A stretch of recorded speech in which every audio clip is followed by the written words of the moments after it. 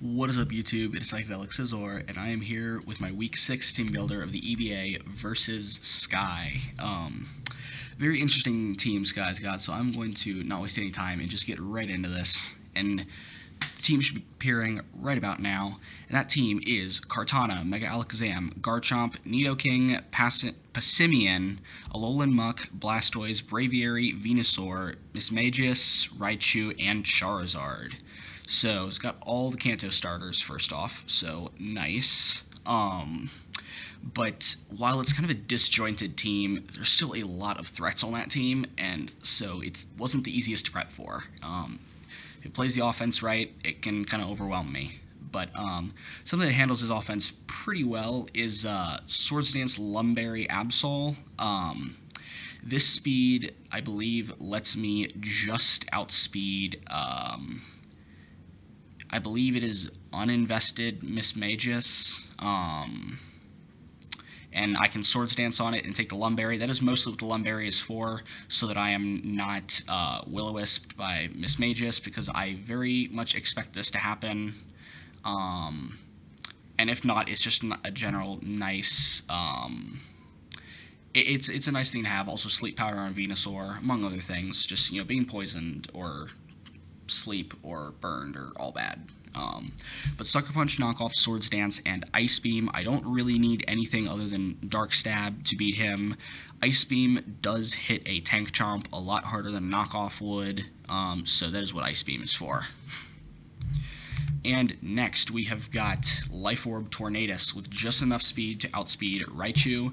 Agility, Hurricane, Hidden Power, Ice, and Heat Wave. That coverage hits everything on his team and has a chance to OHKO it after a little bit of chip damage.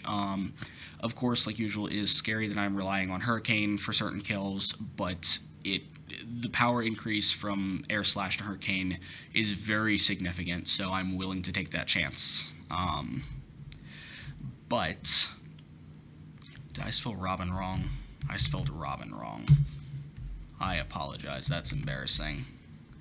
But yeah, Agility, Hurricane, Hidden Power, Ice, Heat Wave. It does a lot of damage to his team if I'm able to get this thing in, and it doesn't even need an Agility to set up or to outspeed.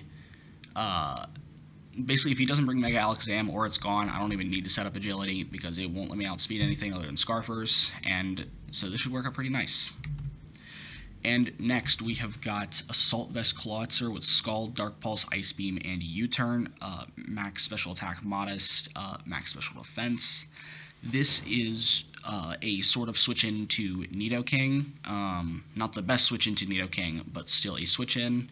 I'm very much hoping that my team just kind of scared Nidoking out of coming, because that would be very, very helpful if Nidoking didn't come.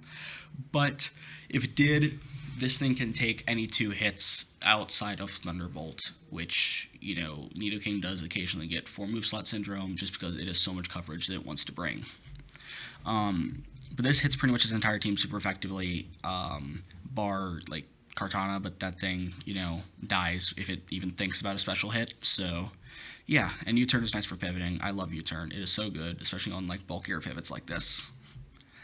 And so next, we have got a Choice Banded Zygarde. Again, the same benchmark that Tornadus hit. As far as speed, outspeeding Raichu, and his 1,000 Arrows, Extreme Speed, Outrage, and Dragon Dance. The reason I have Dragon Dance on a Choice Banded set is because, one, no other coverage really made sense to me at all. Like, Superpower was the only decent coverage I could bring, but that doesn't hit anything on his team at all. And, there's also a good chance that I have to switch this thing into Alolan Muck, which in turn is very likely to click Knockoff against me, and that Dragon Dance is just a nice option to have if my item is knocked off. Because, again, no other coverage is really needed outside of these 3 right here. And next, we have got Air Balloon Tentacruel, my little more proper check to Nidoking with Scald, Icy Wind, Whirlpool, and a Rapid Spin. Rapid Spin, obviously, for getting rid of hazards. Icy Wind for slowing things down. Hits Garchomp. Scald, because you never need a reason to put Scald on there. It always makes sense. And Whirlpool is actually a really interesting option, because that lets me trap something which I don't think anyone's really going to expect a Tentacruel to be able to trap it. If I'm able to trap Nidoking and just 1v1 it, or essentially just make that trade, Tentacruel for Nidoking, I am very, very happy with that. That's the main job of this thing, to counter, or not even counter because it is Thunderbolt, but check Nidoking. Yeah. And finally, we've got the rocker of the game. Colbur Berry, Golurk, Stealth Rock, Earthquake, Fire Punch, and Ice Punch with Iron Fist. This is my more proper switch in to Alolan Muck, which is actually a big problem for this team, and also my best rocker option that I have, because I don't feel like Miltank is a good matchup here. But it does scare a lot of his team, and this is enough speed to outspeed any Alolan Muck, and then hit it as hard as I can with my attack. And so it's a pretty straightforward team. Really, really interesting set. I'm really hoping this Tentacruel set works out. So if you like what the Oakland A's elves are doing, make sure you like, subscribe, share, and do what you do with the YouTube videos. I'm going to get on out of here and see you guys later.